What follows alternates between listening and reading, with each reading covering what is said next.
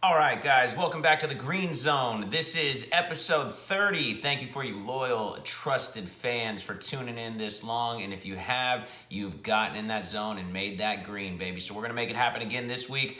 We are going to start with the head-to-head pick'ems. We'll roll right into fantasy advice, go into our betting advice, and then finally roll into last week, week 10's recap. Hang with me. Last week's video got interrupted. And it will not be this week, so do not worry about that, as a couple or a few games in the week 9 recap got cut off. That won't happen this week. So as we like to say here on the Green Zone, let's kick it off. First up, we have our head-to-head matchups, guys. Last week we went 5-7, not good. We don't want to be under 500. We haven't been all season long, except for a couple of weeks and a couple of seasons. We've gone a couple of weeks under 500, just to clarify what the hell I'm saying. Let's go ahead and get back on track this week. We've got some weird matchups. It seems like every week we have what I like to call a battle of the shits, a game that nobody cares about. Maybe a couple of teams are at the bottom of the barrel, and they're fighting for that number 1 overall draft spot. We've got another one this week, ladies and gentlemen. First up, we got the Jets at the Redskins. Yes, I repeat, the Jets at the Redskins. The Jets look like they have a young defense with a few studs that they could build around, but they've lost a couple, right? So their defense is they're one of their only strong suits. Their defense is looking not so strong after all. They're going to go against the Redskins, who can't figure anything out from the top of the franchise to the bottom. They are a mess. I'm going to say that the Jets win this game, in a game that I don't want to spend any more time talking about. Next up, we've got the Jaguars at the Colts, guys. Look, the Colts, they're obviously not as good without Jacoby Brissett. They're missing him big time. First, when they lost Luck, you felt like, oh gosh, there goes the season. Brissett steps in, he keeps him in the race in that division. Then they lose Brissett. Hoyer steps in. I go on and on here about how you can have much worse as a second-string quarterback than Brian Hoyer. He then goes out and loses to the Miami Dolphins. What I felt was a perfect matchup for a backup quarterback to get his feet wet and get the feel again, as Brian Hoyer hasn't played in a real regular season NFL game in a couple of seasons now. So I was wrong. The Miami Dolphins, a team who seemingly forgot how to tank, has won 2 in a row now. And the Colts are the second team they beat. So that's not very good. I'm going to say that Minshew Mania picks back up where they left off before their recent bye, even though they lost. I think it picks back up. Yes, Minshew Mania has been fairly inconsistent, but I think, as are the Jaguars. But I think the Jaguars win this one, as the Colts are reeling from a few injuries. Jaguars get a W in Indy. Rawr. Next, we've got the Bills at the Dolphins, guys. I've been talking all year about how the Bills are just an above-average team with a weak schedule. Every time they've been tested this year, they've lost and come out on the wrong end or failed that test. They did it once again, guys. They played a decent team in the Cleveland Browns. The Browns are a team that, before the season started, I said I think there are too much expectations on this team. I think they'll start out a little slow, but towards the end of their schedule, they've got an easier schedule. They can run off a big-time winning streak. They're starting to look like that may happen, and all that may come to fruition, as they're now on the back end of their schedule, which is the easiest schedule as far as strength of schedule rankings go from here on out. So Browns have won 2 in a row, but we're talking about the Bills. The Bills are their latest victim. And just as I said, guys, the Bills, anytime they go against somebody good, they've failed. Anytime they've gone against teams that they should beat, they've won. Count this week as a team that they should beat against the Dolphins. I'm going to say the Bills rebound. That defense gets it done. Josh Allen connects to John Brown for 1 touchdown, maybe 2. We'll talk about that more in the fantasy segment coming up. Next, we got the Texans at the Ravens, guys. I'm excited about this matchup. I think it's going to be a close game. I think it's going to be a good game. I can see either team winning this matchup. Some people have forgotten about the Texans. They had a bye last week. As many teams had a bye last week, right? We only had 13 games. But people have forgotten about the Texans, and they were rolling before their bye week. Now they've had a time to rest. The Ravens, in the meantime, have continued to have a great season. We're going to do a full diagnosis of the Ravens later. But as for now, just know the Ravens are rolling. They beat up on one of the worst teams in the NFL, the winless Cincinnati Bengals. But that doesn't mean that they're overrated. I think they're good, and they stand up to the way people are talking about them. So I'm going to say the Ravens win this one in a close game and what could be a shootout. All right, then we have the Falcons and the Panthers, guys. I told you last week that the Panthers, even though they played big, they were going into Green Bay. Green Bay had played bad. I knew it was going to be a bounce-back game for the Packers, and the Panthers just kind of ran into a buzzsaw at the wrong time. Well, this time they find themselves in the right spot as the Falcons are coming off of a big win against New Orleans and are strong setup for a letdown game. Those Falcons fans and that Falcon team. I think the Panthers win this one in a divisional matchup. Those tend to be close. There's potential for the Panthers to steamroll the Falcons in this one. Saints at Buccaneers, guys. All you New Orleans fans, I realize you lost to the Falcons last week. That sucks. I'm sorry. The Saints definitely need to play better if they want to go further and they want to go to the Super Bowl like I predicted in Week 1 on the Green Zone. But I'm here to tell everybody in New Orleans not to panic. They're going to get it done. They're going to bounce back. They're going to beat the Buccaneers in another important divisional matchup this week. Everybody, don't hit the panic button just yet in New Orleans. Take a big, deep breath. Exhale, woosah. Rub the earlobes if you have to. You are all right. Bad Boys 2 reference. If you don't understand, go watch it wherever you've been. Next, we got the Broncos at the Vikings, guys. Look, I've been giving the Vikings, at the beginning of the year, before the season started, I said the Vikings are a team I like a lot. I think they're well-balanced. I think Kirk Cousins can work well now that he's got a really good rushing attack, and he can work well off of that play action. If you don't put it in the hands of Kirk Cousins, you put it in the hands of Dalvin Cook, and then ask Kirk Cousins to make plays every now and again and to not lose games, he can get you pretty far. Then I started to waver on that pick. I started to lose confidence when I saw the Vikings lose some games that I felt they should have won.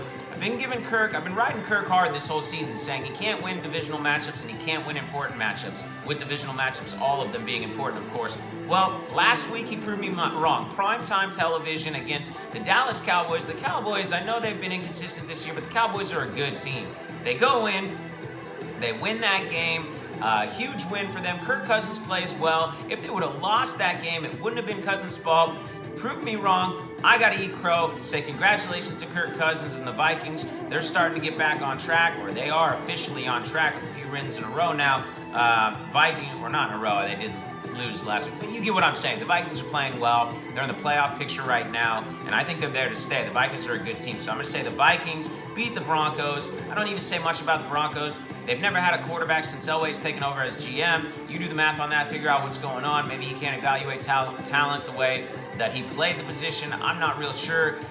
They've got Brandon out, Big Hands Allen over there. If you guys remember, Allen was the kid where he was able to do some exercises to maybe stretch out his hands or something like that in the combine, and was able to get drafted, I think, partly because of that. But yeah, they got Big Hands Allen, but unfortunately, it's not going to get it done, at least in that regard.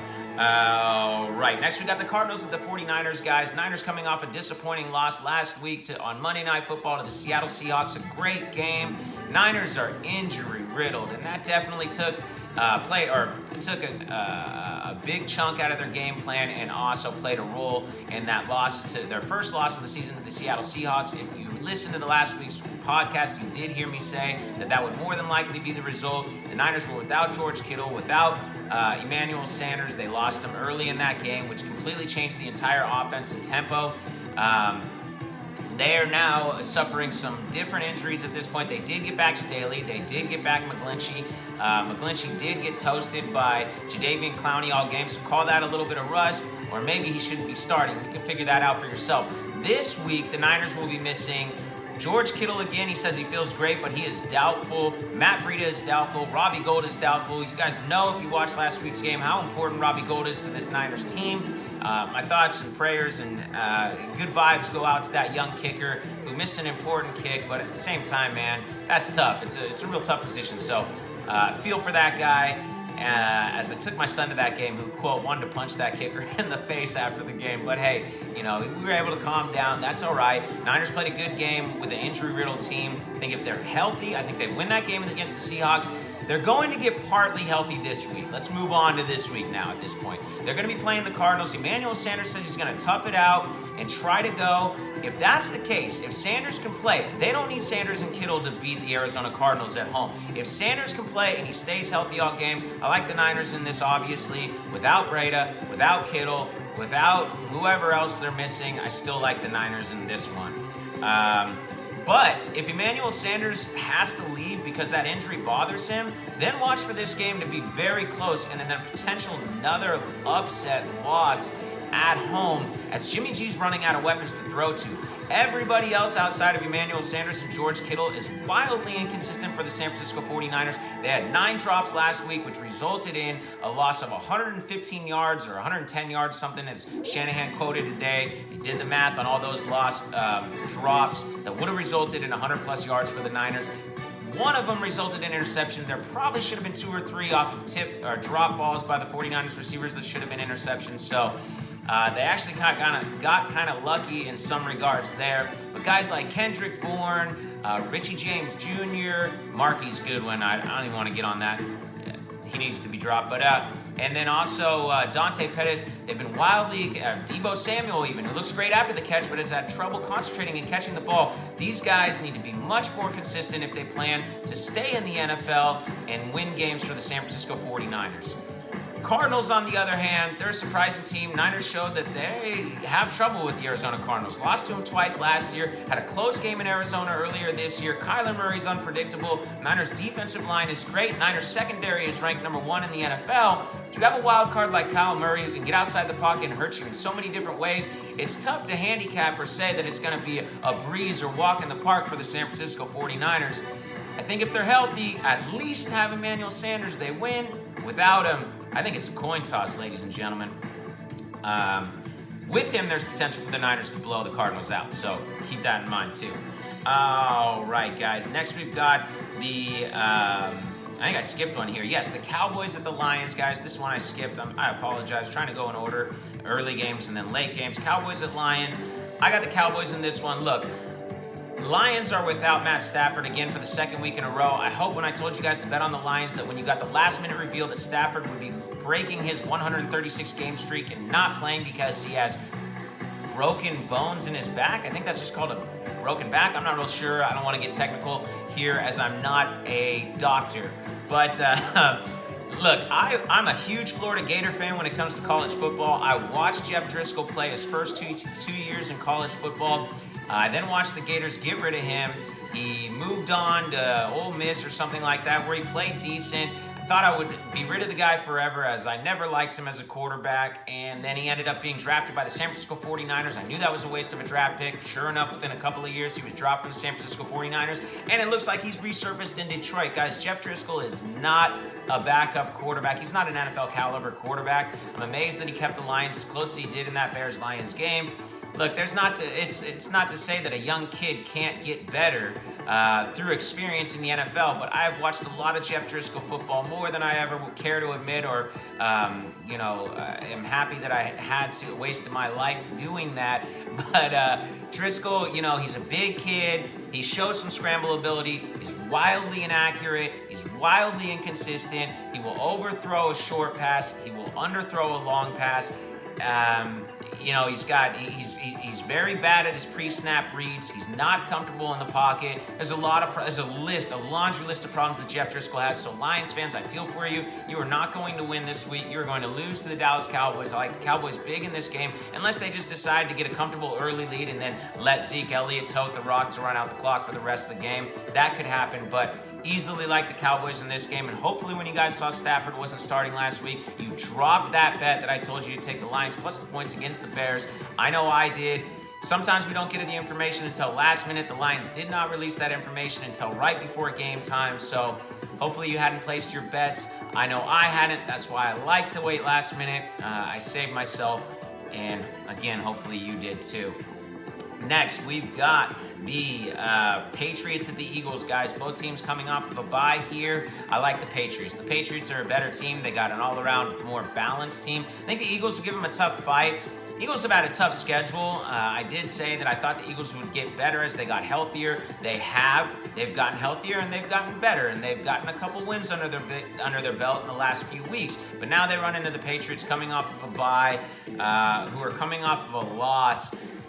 That's never the type of matchup you want to run into the Patriots or Belichick, or that's never the time that you want to run into a matchup with the Patriots or Belichick there. So watch out for the hoodie and the GOAT possibly steamrolling the Eagles. It is in Philly, so they're going to need you fans. Go out there, cheer loud, cheer hard, but I got the Patriots in head-to-head. Bengals at Raiders, guys. Look, before the season started, I told you the Bengals were going to be the worst team in the NFL, or may be the worst team. Then they went into Seattle. They played pretty well. Ever since then, it's been downhill. They made the right decision and stopped in not going with Andy Dalton and trying out this Ryan Feely kid, but he's definitely got some growth that he needs to go to. So it's going to be a while before he is a legit quarterback in the NFL, if he ever is. So the Bengals are the worst rush defense in the NFL. They got all kinds of other holes, so it's not just this young kid's fault. The Raiders, on the other hand, wildly inconsistent. I told you before, I admitted they're one of the hardest teams for me to handicap. They are on a roll. So I'm going to say that the Raiders win this game. I feel like it's a little bit of a trap game. We'll talk about that later when we get to betting advice. I have a lot of Raider fans who have assured me that the Raiders are not only going to win this game, but cover the 11.5-point spread. Like I said, we'll talk about that later. Last two games, bear with me, guys. We've got the Bears at the Rams. I'm going to go Rams, but the Bears could possibly win this game. We saw last week when Rams went on the road. They went into Pittsburgh. They played a good defense who has absolutely no offense, which you saw on Thursday Night Football. That is the Pittsburgh Steelers. They've been carried by their defense, and they carried them against the Rams as they beat the Rams in this one. The Rams scored one touchdown that game, and it was a scoop and score by their defense. That's really bad, guys. They go against another team who has an atrocious offense. I don't care what they did against the Lions. Mitch Trubisky and that offense are not a juggernaut of an offense by any means. They're carried by their defense, so it's a similar matchup for the Rams. This time they're at home. I think their offense maybe gets it going a little bit. I think the Rams can squeak out a win in this one. I'm staying with the Rams, defending NFC champions in this one. The Bears, I think last week's 3-touchdown performance by Trubisky was a fluke. I don't think they're going to build off it. I think they get back to right where they were, where they're all defense, no offense. And then finally, guys, we got the Chiefs at the Chargers. Look, I've been saying it for a long time now. The Chiefs win games, but they win close games. They got a great offense, but they have a terrible defense. Nothing has changed from last year to this year. They made some additions, they got rid of some guys, and they look like the same Chiefs as they did last year. I think it is hurting the Chiefs that they don't have Kareem Hunt, as they're relying mostly on Mahomes, his arm, Tyreek Hill, Mecole Hardman, and a lot of speed downfield. Kind of like that Greatest Show on Turf back in the day with Kurt Warner on steroids being Pat Mahomes, if you will. Bottom line is, guys, that team also relied on Marshall Faulk. The Chiefs need a little bit of a running game so that they can control that clock more. Not only score, but score with long, methodical drives. Okay? Not giving the ball back to the defense or to the other opposing offense right away for their defense to go out there and just let the game get tied or even lose the lead. Mahomes can't do it all, unfortunately. Tyreek Hill can't do it all. Hopefully one of the running backs in Kansas City can step it up, because I don't think any of them have since losing Kareem Hunt. I think that's a loss that often goes overlooked by other sports analysts just because of how great Mahomes has played. He's made it look like you don't need a running game in the NFL, but a running game can control the clock and obviously help you from losing games by last-minute field goals. Or missed field goals or blocked field goals, if you will. Was the guy offsides? I don't know. Doesn't matter. They didn't call it. Chiefs lose last week in an important game. They bounce back this week against the Los Angeles Chargers. The Chargers have been, of course, as usual, wildly inconsistent. They'll continue that this week. I don't think they stand a chance of beating the Chiefs. I plan on more Chiefs being in this game for a home game for the Los Angeles Chargers. Than Charger fans. All right, guys, that does it for the head-to-head pick'ems. We're going to roll right into our fantasy advice. First up, last week we had 8 top 10 players in our fantasy advice. On top of that, I gave you 3 number 1s. You're welcome. That excludes defenses. I forgot to pick defenses last week. I apologize. I know that there are a few of you that wrote in and were upset about the fact that I didn't give you defenses. I'm sorry, all right? I'll fix it. Holy Moses. Let's get right into this. First, we've got quarterbacks. All right, guys, first up, Drew Brees. No, I get it. Drew Brees is one of the guys I told you to take last week, and he didn't perform. The whole Saints team underperformed against that Falcons team that seemingly somehow figured out how to rush the quarterback and play defense after a bye week. I don't know how that happens, but apparently it happens. The Saints are too good to have 2 games in a row like this, much similar to the Packers and how they laid an egg against the Los Angeles Chargers. And I knew that that wouldn't happen 2 weeks in a row because Aaron Rodgers and that Packer offense is too good for that to happen. Same deal here. The Saints are not going to go in against the Tampa Bay Buccaneers, who don't know how to play defense either, and lay another offensive egg. So give me Drew Brees. and a bounce-back matchup. Remember, guys, theme of this year, when the NFL zigs, we zag, all right? All right, next we got Dak Prescott, guys. This is my plan for Dak Prescott. Oh, by the way, the Cardinals, Drew Brees is playing the Arizona Cardinals, not the Tampa Bay Buccaneers. I apologize. They were a matchup a couple weeks ago, and neither one of them played defense. That's why I got them mixed up. They both wear red. I don't know. But bottom line is, the Cardinals are who the Saints are going against. They bounce back in a big way.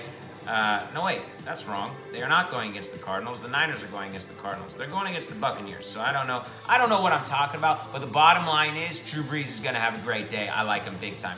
Next, Dak Prescott, guys. Dak Prescott is going against the Lions. The Lions have the 5th worst pass defense in the NFL. Niners have number 1, if anybody's keeping track. Interesting side note. The 5th worst pass defense in the NFL. Stafford is out once again.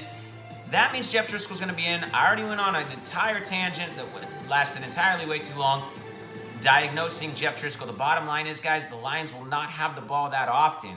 The team that will have the ball is the Cowboys. And you give me Dak Prescott with a lot of different chances against the poorest defense, I like it. Next, we got Deshaun Watson. Yes, the Ravens secondary has been playing great. They're one of the best in the NFL. They've got a lot of good players. Marcus Peters, Jimmy Smith. They're one of the best in the NFL, that's for sure. But Deshaun Watson and the Texans have been flying high and playing well before their bye. I think that continues. I think this game has the potential to be a shootout. Look, I like Lamar Jackson too, but I'm not going to come on here week to week and tell you Lamar Jackson when he is scoring more fantasy points in Yahoo Standard Fantasy than any other quarterback. I'm trying to give you guys some options. So Deshaun Watson maybe costs you a little bit less. I think he has potential to go off in this matchup as well. On to running backs. First up, we got Josh Jacobs going against the Bengals. The Bungles have the worst rush defense in the NFL. Josh Jacobs is a legit running back. He can be elusive and make you miss, or he could run you over. The guy's a beast. I like him a lot. I like Gruden relying on his running game a lot to get this one done against the Bungles at home in front of that black hole. Go Raiders.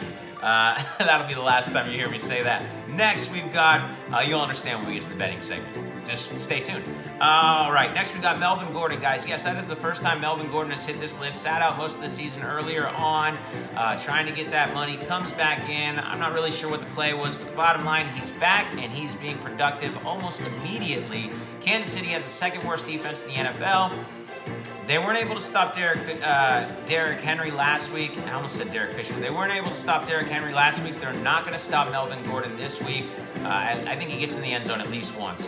And then a couple of guys that you can get on the waiver wire if they haven't been picked up already. I know it's late, within the week, but cheaper guys that you can slide into your second running back and even your flex. I like Brian Hill. Panthers have the 4th worst rush defense in the NFL. Brian Hill is now the main running back toting the rock for the Atlanta Falcons with all the injuries they have going on there. And then Devin Singletary. The Miami Dolphins have the 3rd worst rush defense in the NFL. Devin Singletary's come alive recently for the Buffalo Bills. They've realized that Devin Singletary is the young and upcoming back that they need to feed the ball to.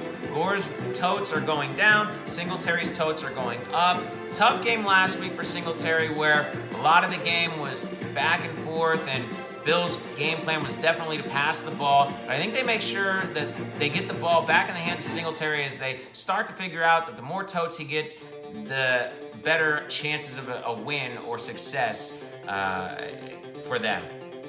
All right. Wide receiver.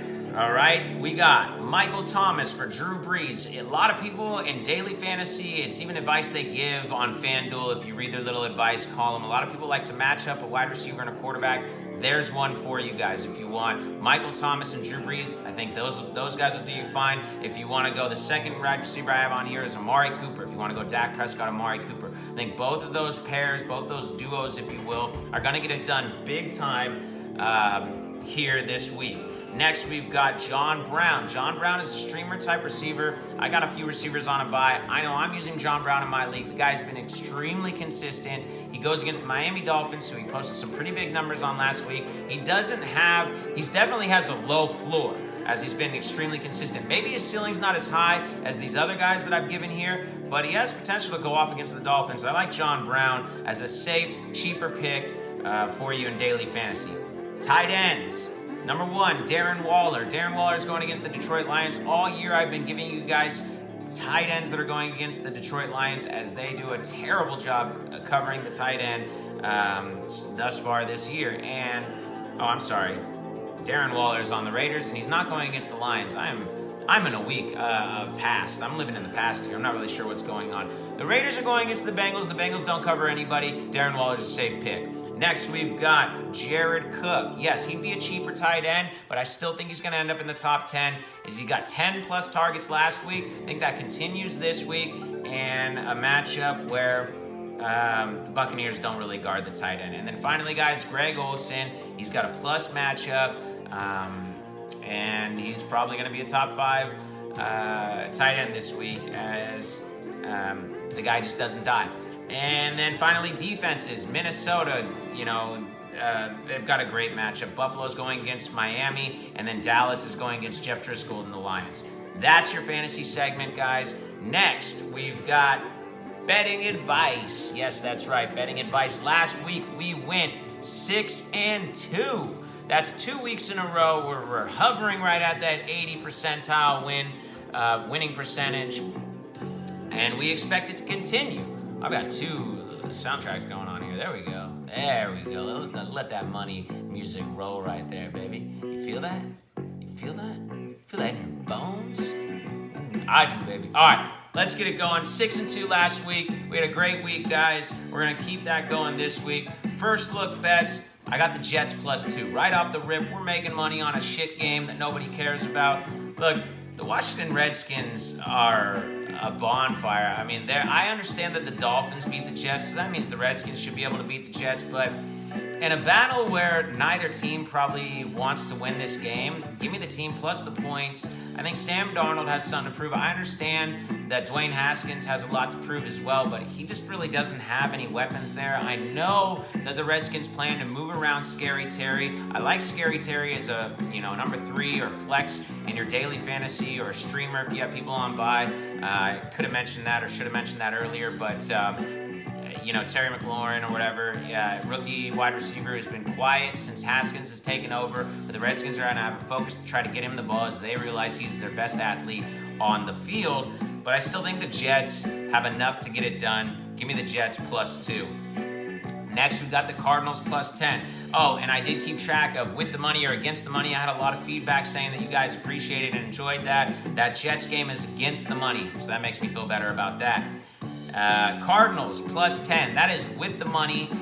This started out +11.5. I did like that better. The Niners do have potential to blow the Cardinals out here at home after a disappointing loss to the Seahawks. At the same time, if they're missing Emmanuel Sanders, and we already know Kittle is doubtful, there's not enough bullets in the gun for Jimmy G to get it done. I just don't see it. I apologize for the rhyme, but it happens all the time.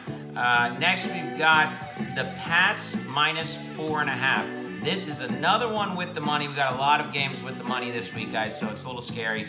Pats -4.5. I think the Pats have potential to beat the Eagles big time in this one. Revenge game for the Super Bowl there. Second take. Raiders -11.5. This is with the money. Earlier in the week, it was Raiders -10 against the worst team in the NFL. I told you before, Oakland fans have assured me that the Raiders at home will get it done against the Bungles. You guys better be right, all right? Otherwise, we're going to have some words. But I hope the Raiders get that one done. Chiefs -4. Yeah, usually I've been telling you guys all year, the Chiefs minus the points is not the safer pick, as they usually have close games. I think the Chiefs want to win, and they want to win big. They got the matchup to do it this week. That's an even game. That game stayed even all week, like the Chiefs -4. The under, earlier in the week, I made some money off of the under in the Browns-Steelers game. The under, or the total was sitting at 41.5. I thought that was an easy undertake, and that was correct. Panthers -4.5. Look, guys, we're zigging when the league zags, and the Panthers had a good week, and we zagged when everybody zigged, jumping on that, take the Panthers plus the points in Green Bay. Now the Panthers have a bad week. We're going to zag when the league zigs. We're going to take the Panthers -4.5. That is against the money. Makes me feel even better about it. Third glance games, guys. We went 3-0 last week in our third glance games, so here's a couple more to try to keep that streak going. We got the Texans +4.5. I told you guys I think this game could be close. There's potential for either team to win this game. There's potential for this to be a high-scoring game. You got two potential MVP candidates in Lamar Jackson and Deshaun Watson. I like the way the Texans have been playing. Give me Deshaun Watson and the Texans plus 4.5. And last but not least, we got the Cowboys plus 7. Look, the Cowboys are playing Jeff Driscoll and the Lions. The Lions are not the same team without Stafford. I think the Cowboys are better than their record shows. Give me the Cowboys minus 7. No problem. All right.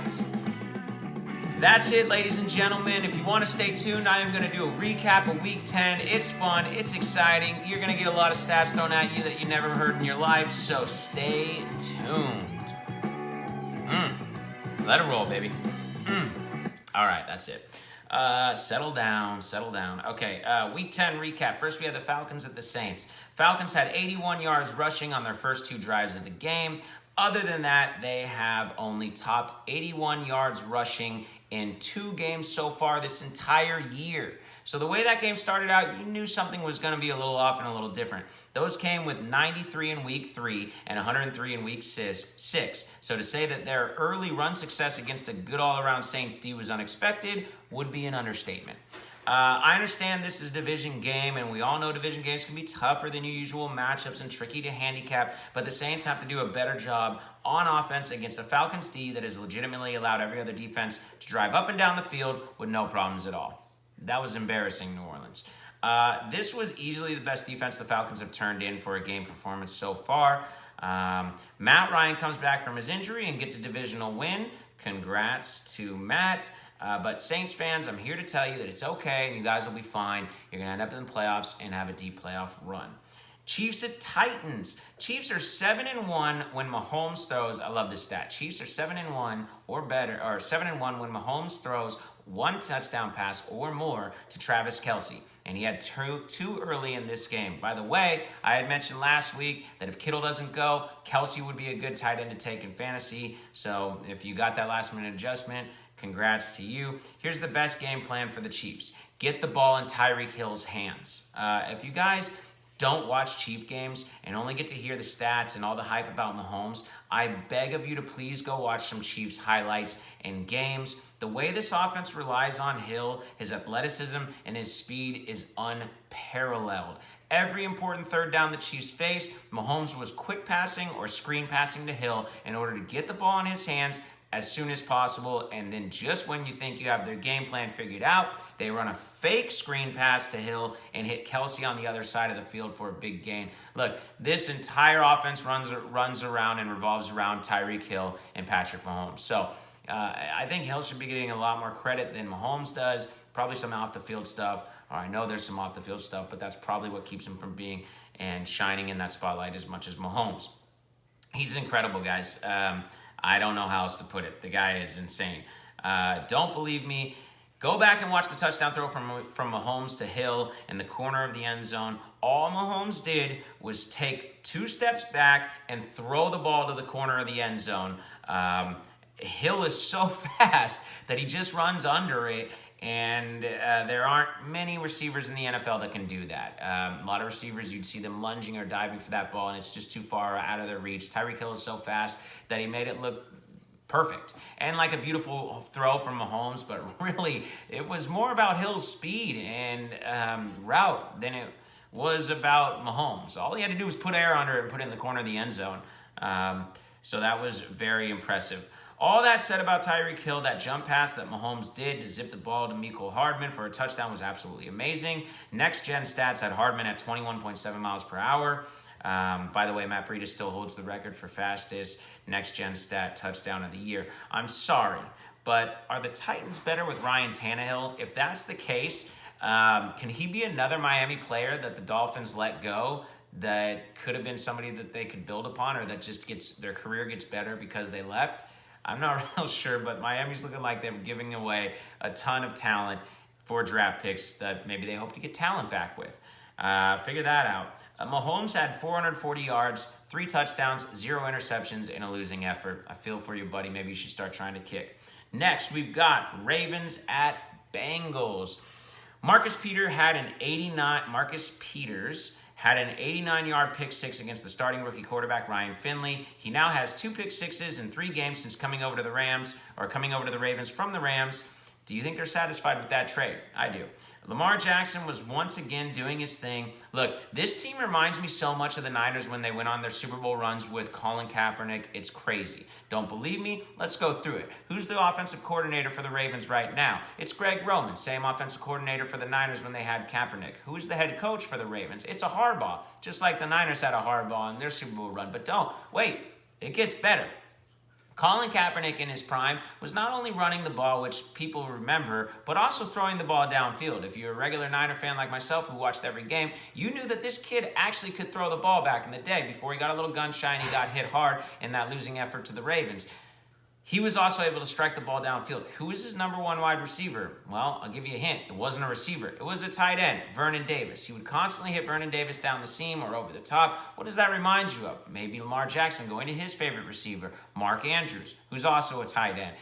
The Ravens are designed just like that same Niners offense and team that went to the Super Bowl 6 years ago. So, it's crazy to see if Lamar Jackson doesn't get gun shy and suddenly loses accuracy because players start to just figure out they're just going to hit him really hard rather than worry about the fake. That's what the Ravens did to Kaepernick in the Super Bowl. They just hit him every time he came out of the pocket. He fake handed it off or handed it off and then fake ran. They just hit him. They had Terrell Suggs spy on him all game and hit him over and over and over and over.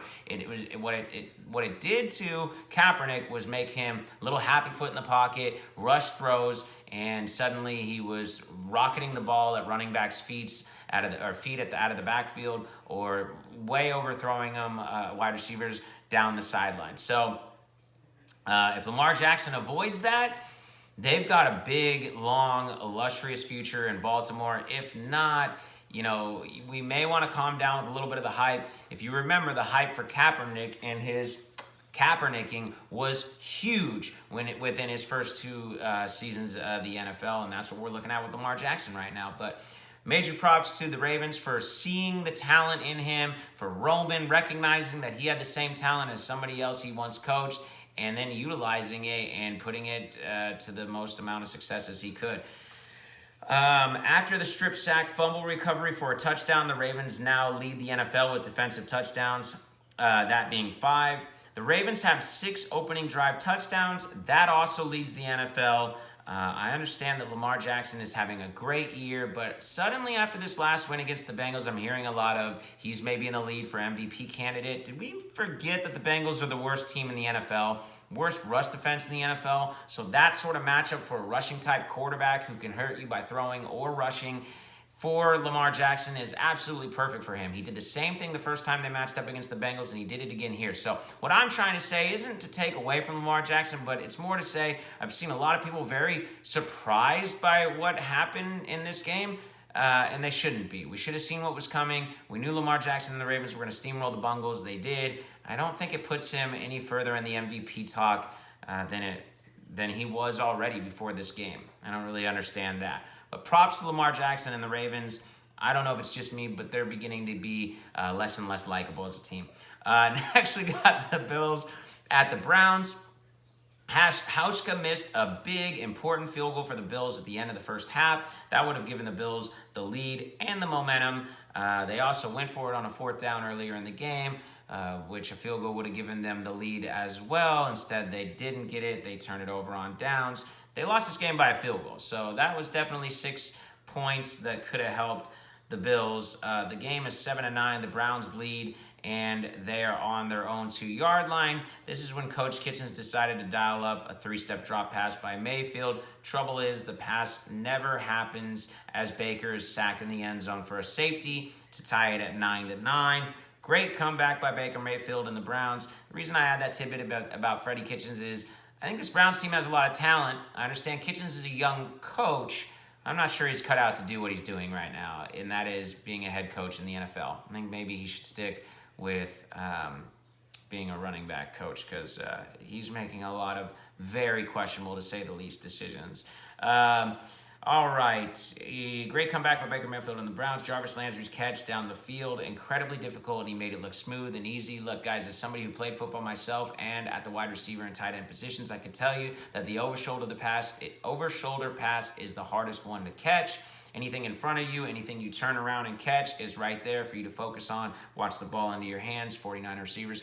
It's there. It's easy. Now, an over-the-shoulder pass, why that's hard to say, I'm not sure, is difficult because you have to track the ball, you have to adjust your speed to catch the ball within rhythm and also withhold the defender off by slowing and speeding up. You have shoulder pads, you have a helmet. Sometimes when you turn to look over your shoulder, you don't have the same amount of motion that a normal person playing flag football or two-hand touch. Calm down, people that do that. It's not as easy with fully padded and everything else going on. You also have to have field awareness while you're looking back over your shoulder and you're running downfield. You have to make sure that you're not veering off to the left or right and getting closer to those sideline borders. So, very difficult, and needless to say, when you look over one shoulder and you track the ball and you come back over the other shoulder and you do that smoothly and you make that transition the way that Landry did, that is not easy to do. He made it look easy, which means he's a good receiver. Good job there by Landry. I also saw him in this recent Thursday night game, had a ball thrown behind him. He reached back with his eyes on the ball at all times, watching the ball into his hands. Again, 49ers receivers. Reach back, and the ball should have been a pick six. Instead, because Landry reaches back, he's able to get a hand on the ball and basically play defense on a bad throw from Baker Mayfield and save a pick six. That's what a good receiver does. A lot of times, a good receiver can make your quarterback look better, or a bad receiver can make your quarterback look worse than he is. That is a lot of what happened for Jimmy G this last week. Everybody talking a lot of trash about Jimmy G, that look at how bad he did. He had a couple of fumbles. He had a couple of picks, blah, blah, blah, blah, blah. Look, the guy had almost zero time as Jadeveon Clowney was pushing McGlinchey into his lap every single down. And then his receivers let him down 9 times. I really wish and hope that the NFL will change stats where a receiver has a pick that goes off of his hands, both hands, and into the defender's arms downfield 5 or 6 yards because you were wide open and should have made the catch. They need to change that and put that stat against the wide receiver. That is not Jimmy G's fault. He's putting the ball where he needed to and consistently had his receivers fail him. He had nothing to do. Breida went out. Coleman wasn't getting it done. The Seahawks stacked the box, forced the Niners to beat them on the outside edges. Once they knew that Kittle and Sanders were out, Carroll said, his mouth watered. He rubbed his hands together, and he whispered to the devil on his shoulder and said, I can't wait for this one.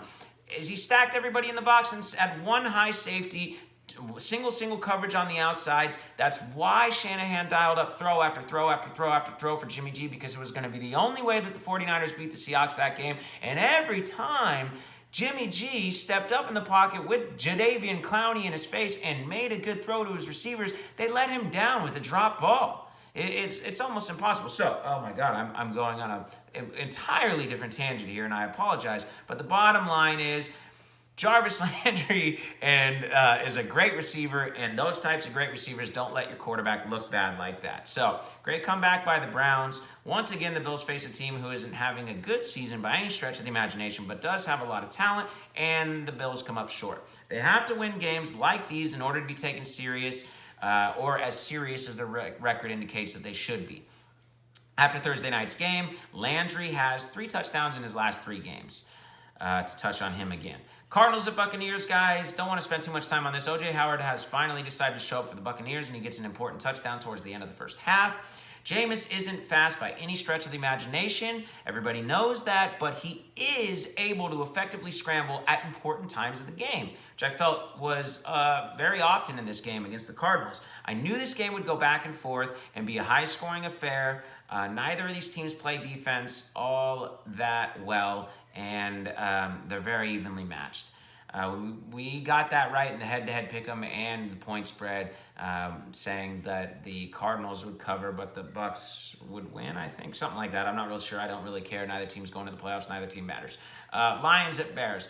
Matt Stafford sat this one out. Account of broken bones in his back. That's what was listed as the injury. That, to me, sounds horrible.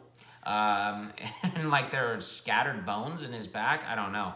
My thoughts and prayers go out to Stafford. Enter Jeff Driscoll. Why not? Everyone else is starting backups or young quarterbacks, right? Well, if I'll tell you why not, because Driscoll is awful. Mentioned before that I'm a Florida Gators fan. They're my college team. So I got a front row sneak peek at Driscoll, as that is where he started his college career. I emphasize started because he was shortly shipped off after not being able to accomplish diddly in his first 2 collegiate years. He ended up getting drafted by the 49ers, which I immediately knew was a bad pick. And just when I thought I'd never be able to shake the kid, he was cut from the Niners and apparently eventually ended on the Lions. I promise you guys, Jeff Driscoll is a third-string quarterback at best. So the Lions are in a lot of trouble there. I won't spend a lot of time on it. I don't want to kill this kid. Also, Stafford's record of 136 consecutive starts comes to an end. This drastically affected my bet to take the Lions plus the points, so I hope anyone that considered that game took their money and put it elsewhere, as this Stafford injury wasn't released until Sunday morning. Side note, this also screwed me over in my season-long fantasy as I started Kenny Golladay, who had topped 120 yards receiving in his previous 3 games, and left Stephon Diggs on the bench. Cost me in important games. Golladay still did get in the end zone, but not nearly as productive as he had been with Stafford. Last time the Bears played the Lions, Trubisky threw 3 touchdown passes. That's what he did again this time. Apparently the Lions are the only team that can't stop Mitch. Giants at the Jets. Daniel Jones leads the league in fumbles, so not only is he throwing dimes, but he's also dropping them as well. Thank you. That strip sack for a touchdown by Jamal Adams was very impressive, and I got some questions, raised eyebrows from fans after stating that Jets had some talent on defense that they could build around. Adams, Quinnen Williams, Marcus May. Those are the type of guys and the talent, young talent, defensive talent that I'm talking about when I made that statement. Sam Ficken makes a 53-yarder in this game, which I believe beats his career long of 52 from last week. Congrats, Sam Ficken. And was there ever a doubt that this game would end up with 61 total points? I'm sure everybody saw that coming. And then finally, Daniel Jones throws for 308 total yards and 4 touchdowns in a losing effort. Rams at Steelers, guys, starting off the game by snapping the ball over your quarterback's head to give the runaway fumble recovery touchdown to your opponent is not typically the way that you draw it up. So that was a tough start for the Steelers. However, the Rams scored one touchdown in this game, and that was that same scoop and score. Remember when I said the Dolphins were getting rid of young players that you can build a franchise around? Yeah, well, Micah Fitzpatrick is one of those guys, and he is having a fantastic year for the Steelers. And yes, he played great in that Thursday night loss to the Browns as well. He can't do it all. Panthers at Packers. Rodgers was throwing dimes all over the field, and I told you guys I knew the Pack was going to bounce back this week and bounce back big. I also told you guys the Panthers don't have the same personnel as the Chargers defense to enact the same game plan that stopped Aaron Rodgers the week before. Even though the Panthers might have a better overall defense, they don't have the same personnel as the Los Angeles Chargers. Aaron Jones has his second 3-touchdown game of the season, and he continues to look great. Throughout it, though it was interesting that I thought it was interesting that Kyle Allen's hometown was Wisconsin, so this was a little bit of a homecoming game for him. He played well. They just didn't get it done. Tough spot for them with the Packers being with their backs against the walls, or feeling like their backs were against the walls in an NFC that is going to come down to the wire. Remember when the league zigs, you got to zag, guys. This was a trap game for a lot of people in terms of betting, because the week before the Packers had been shut out by the Chargers and the Panthers had beat up on the Titans. So remember that. We're going to zig when they zag. We're going to zag when they zig. I've said that way too many times. I'm going to stop saying that. But just remember that for the season, all right? Next, we got the Vikings at the Cowboys. That catch in the back of the end zone by Rudolph was amazing. Great concentration. That was Rudolph's 30th birthday, by the way, and he had 2 touchdowns. Happy birthday, Kyle Rudolph. Amari Cooper became the newest Tony Two-Tap. If you didn't see it, he had about 4 or 5 unbelievable 2-toe tap catches along the sideline. Great concentration by him. Props go out to him and Dak for those connections. Dalvin Cook has the most yards from scrimmage through 10 games by any Viking in their history. He looks great. They're going to have to ride him often, and their defense and him all the way to the playoffs. Got to give credit where credit is due. This was an important game that I said Cousins has trouble winning, and he played great and got the W in a primetime spot. As I mentioned before, props to Cousins. Just like I said before this season started, the Vikings are starting to come together as a really good team right now. So if that continues, they're going to be tough to beat. Dolphins at Colts, guys. Don't want to spend much on this. oh boy, the Dolphins have forgotten how to tank. They've won 2 in a row now when they're supposed to be losing. Fitzmagic, I mean, what do I got to say? Adam Vinatieri has now missed 6 extra points for the Colts this year. Maybe time for him to hang him up, as he is, I believe, 58. And then last week I told you some crazy stats about the Darius Leonard. He's a linebacker for the Colts. If you don't know who he is, look him up. Well, I have more this week. He becomes just the second player since 1982. That's when sacks became an official stat, to have 10 sacks and 4 interceptions in his first 2 seasons. The only other guy to do that being Brian Urlacher. So he's on pace to have a pretty damn good career. All right, guys, that is it. Wait a minute. First look, Steelers don't have a chance. Okay, we already went over that stuff. I just cut and pasted this up there. Apologize for that. Sorry, guys. Inside look, behind the scenes, if you will. All right, guys, that is it on the Green Zone. Hope you guys have a great week of gambling and fantasy. Go out there, get that W. Tune in next week. I'll have a lot more for you guys, and good luck. Thank you for listening, you beautiful, beautiful listeners.